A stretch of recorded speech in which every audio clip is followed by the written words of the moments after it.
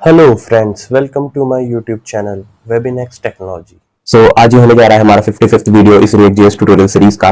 और हम आज का टॉपिक है हमारा use ref hook in React JS. So let's get started.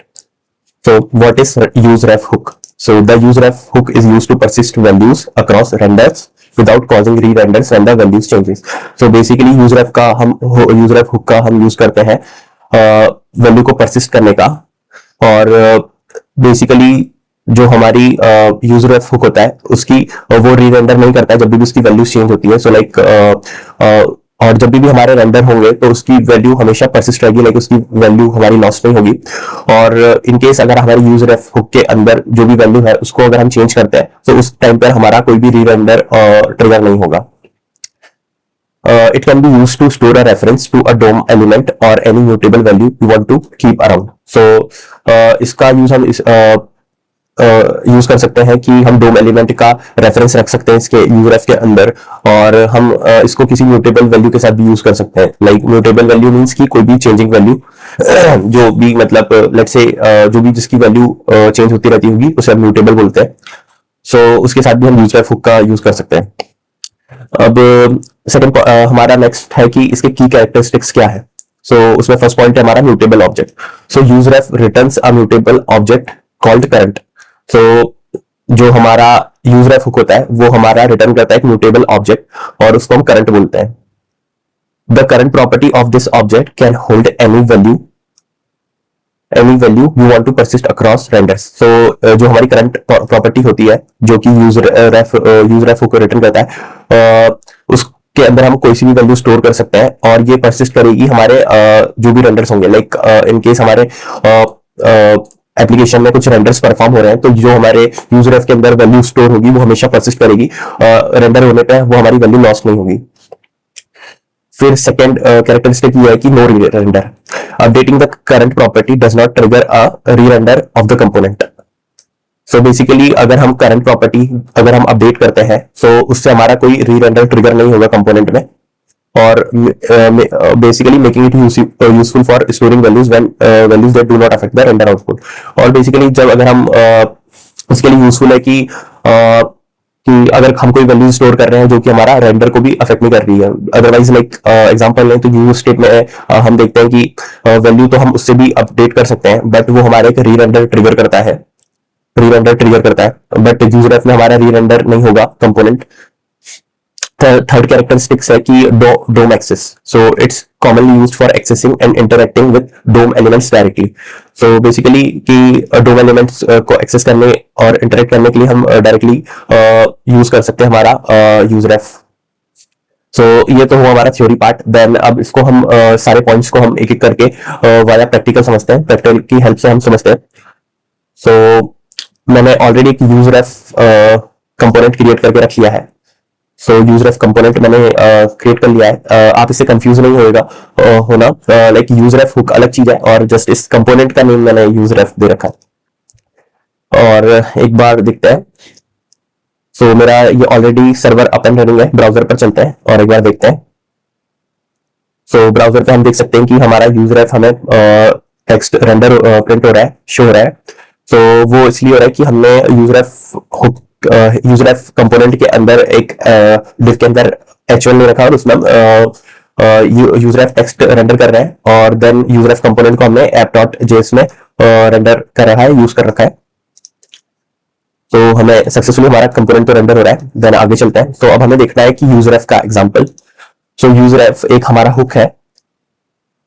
यहाँ पे मुझे टॉप लेवल पे से यूज करना होगा यूज रेफ।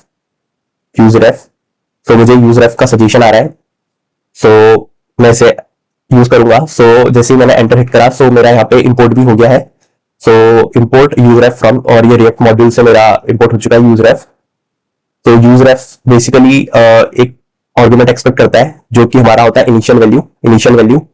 अगर इसका डिस्क्रिप्शन देखें हम use ref returns a mutable reference object whose dot current properties initialize to the passed argument initial value. Basically use ref hook के अंदर हमें एक इनिशियल वैल्यू पास करना होता है। लेट्स से इनिशियल वैल्यू फिलहाल के लिए मैं 0 पास करता हूं और ये रिटर्न करता है हमारा एक ऑब्जेक्ट जिसके अंदर हमारी करंट प्रॉपर्टी होती है। मैं इसे फिलहाल के लिए रेफ लिख लेता हूँ, रेफ लिख लेता हूँ। और इसके अंदर जो वैल्यू होती है वो होती है करंट, तो उसको मैं यहाँ पे रेंडर करने की कोशिश करता हूँ।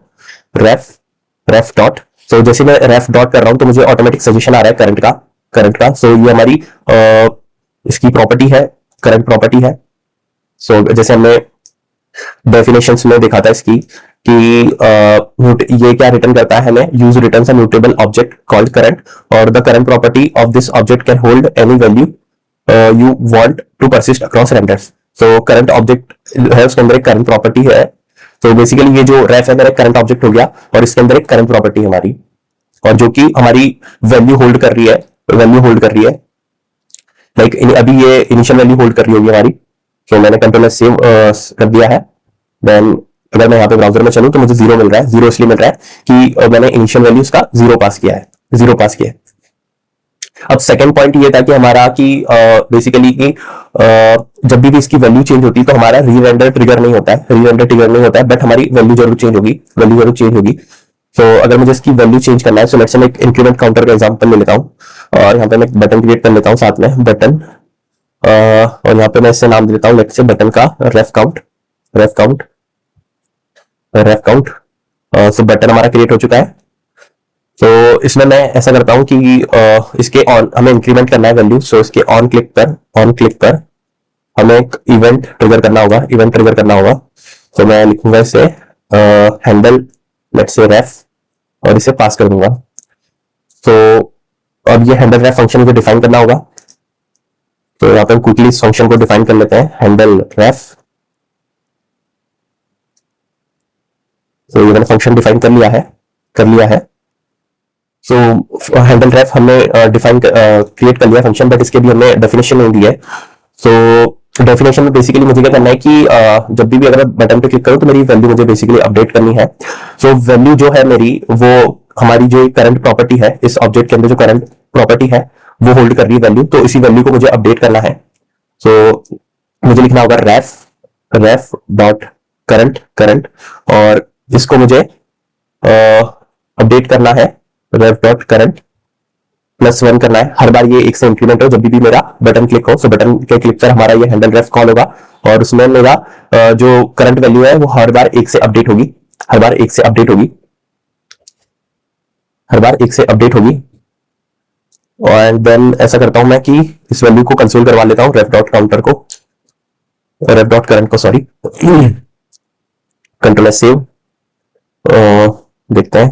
तो यस, सर्वर हमारा ऑलरेडी अपन रेडी है। ब्राउजर पर चलते हैं, तो एक बार रिफ्रेश कर लूंगा। तो अब देखते हैं कि कंसोल पर चलते हैं साथ में। तो बटन पर क्लिक करता हूं तो आप देखेंगे कि बटन के क्लिक करने पर जैसे मैंने क्लिक करा तो मेरा एक काउंटर तो इंक्रीमेंट हुआ है, बट मेरी वैल्यू यहाँ पे अपडेट नहीं हुई है। सिमिलरली मैं एक और बार क्लिक करता हूं तो मेरा फिर से काउंटर अपडेट हुआ है, बट मेरी यहाँ पे स्टेट या इसकी वैल्यू जो है डोम में वो अपडेट नहीं हुई है। और अगर मैं चाहूं तो इसमें इस पे एक मैसेज भी लिख लेते हैं लेट्स से, और इससे मैं दे दूंगा काउंट। ठीक है, तो फिर से एक बार रिफ्रेश करते हैं, देन क्लिक करते हैं। तो मेरा काउंट 1 हो गया है 0 से, बट यहाँ उसकी वैल्यू यहाँ पे शो नहीं हो रही है। देन सिमिलरली मेरा काउंट 2 हो गया है, बट यहाँ पे इसकी वैल्यू शो नहीं हो रही है। सो इट मींस ये हो रहा है कि सिमिलर चीज अगर हम यूज स्टेट से करते थे तो यूज स्टेट में क्या होता था कि हम जैसे क्लिक कर रहे थे तो वैसे हमारा यहाँ पे वैल्यू भी अपडेट हो जाती थी जो हम यूज कर रहे हैं या शो कर रहे हैं। सो वो इसलिए होता है कि यूज स्टेट हमारा रीरेंडर को ट्रिगर करता है, बट हमारा जो यूज रेफ है वो हमारा रीरेंडर को ट्रिगर नहीं करता है, सिर्फ वो उसकी वैल्यू को अपडेट कर रहा है।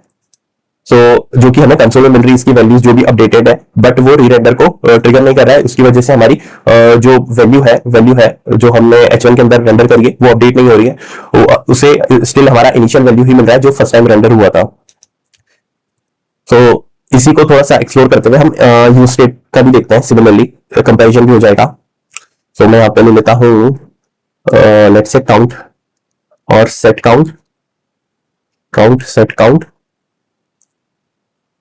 और यहाँ पे डिफाइन कर लूंगा यूज स्टेट और इसकी भी इनिशियल वैल्यू मैं 0 देता हूँ और यूज स्टेट मेरा इंपोर्ट भी हो गया है। सिमिलरली ये दोनों एज इट इज कॉपी करता हूँ, बटन और H1, और यहाँ पे रेफ डॉट करंट की जगह मैं देता हूँ हमारा काउंट। सो काउंट जो होगा वो हमारा स्टेट, करंट स्टेट को शो करेगा। तो और यहाँ पे मैं डिफर करने के लिए ये भी लेता हूँ, टेक्स्ट भी लेता हूँ। रेफ की हेल्प से हमारा कौन सा काउंट है और यूज स्टेट की हेल्प से हमारा कौन सा काउंट है। और यहाँ पे हैंडल रेफ की जगह मैं ले लूंगा हैंडल स्टेट लेट से, और यहाँ पे मैं बटन पे भी टेक्स्ट चेंज कर दूंगा स्टेट काउंट। और जब भी हमारा स्टेट काउंट पर कोई क्लिक करेगा तो हमारा हैंडल स्टेट फंक्शन कॉल होगा। सो हमें हैंडल स्टेट को डिफाइन भी करना होगा। सो मैंने यहाँ पे इसको डिफाइन कर लेता हूँ क्विकली। और इसके अंदर हमें सिंपली क्या करना है कि हमारी सेट काउंट को इंक्रीमेंट करना है। तो मैं यहाँ लिखता हूँ काउंट +1 हमें हर बार करना है। Control save. सो सर्वर हमारा ऑलरेडी ओपन रनिंग है, ब्राउजर पर चलते हैं। तो इसे मैं एक बार रिफ्रेश कर लेता हूँ। सो पहले मैं एक बार रेफ काउंट को अपडेट करता हूँ। सो मैंने एक बार क्लिक करा है, सो मेरा 0 से ये इसकी काउंट वैल्यू 1 हो गई है। देन अगेन मैं एक और बार मैंने क्लिक किया है तो मेरा ये 2 हो गया है, बट स्टिल हमारा रीरेंडर ट्रिगर नहीं हुआ है। सो उस वजह से इसकी वैल्यू हमारी 0 ही है। देन अगर मैं स्टेट काउंट पे क्लिक करता हूँ, सो आपने देखा स्टेट काउंट पे मैंने जैसे ही क्लिक करा तो यूज स्टेट की हेल्प यूज स्टेट ट्रिगर हुआ है, और यूज स्टेट हमारा रीरेंडर ट्रिगर करता है। उस वजह से जो मेरी रेफ की वैल्यू थी जो हर रेंडर में हम परसिस्ट करते हैं, सो हमारी जो एक्चुअल वैल्यू 2 सेट हो गई थी वो हमें मिल रही है, क्योंकि हमारा यूज स्टेट ने रेंडर ट्रिगर करा है। उस वजह से मेरी ये वैल्यू अपडेट हो रही है। हमारे यहाँ पर हमें वैल्यू मिल रही है इसकी 2 एज 2। सिमिलरली अगर मैं फिर से अपडेट करता हूं तो ये मेरा 2 से 3 हो गया है, बट हमारा वैल्यू रिफ्लेक्ट नहीं हो रहा है क्योंकि इसमें रीरेंडर ट्रिगर नहीं करा है। जैसे ही मैं स्टेट काउंट पे क्लिक करूंगा तो मेरा यूज स्टेट की वैल्यू भी अपडेट होगी और रेफ भी का भी 3 हो जाएगा, क्योंकि जो हमारा स्टेट काउंटर उसमें यूज स्टेट यूज करा है, यूज स्टेट हमारे रीरेंडर को ट्रिगर करता है। सो लेट्स से मैं क्लिक करता हूँ। तो आपने देखा यहाँ पे 3 हो गया है, यहाँ पे भी 2 हो गया है। तो यूज स्टेट हमारा हर बार रीरेंडर ट्रिगर करता है और रेफ हमारा रीरेंडर ट्रिगर नहीं कर रहा है, बट ये हमारे हर रेंडर में ये हमारी वैल्यू को परसिस्ट कर रहा है। ऐसा नहीं हो रहा है कि रेंडर करने पर किसी और रेंडर पर हमारी वैल्यू लॉस्ट हो रही है, ऐसा नहीं हो रहा है। ये हमेशा हमारी हर दूसरे रेंडर पर भी हर रेंडर पर इसकी वैल्यू परसिस्ट करेगा। सो हमने आज की वीडियो में देखा कि यूज रेफ का यूज क्या है, म्यूटेबल ऑब्जेक्ट है और इसकी एक करंट ऑब्जेक्ट रिटर्न करता है, और इसकी करंट प्रॉपर्टी जो होती है वो हमारी वैल्यू को परसिस्ट करती है अक्रॉस रेंडर्स, और ये हमारा री रेंडर ट्रिगर नहीं करता है। और इसको हम यूज करते हैं डोम एक्सेस के लिए, हम इसे यूज कर सकते हैं। तो आज की वीडियो के लिए बस इतना ही। Thank you so much and goodbye. अगर आपको ये मेरा वीडियो अच्छा लगा तो please like this video and subscribe to my channel. Thank you.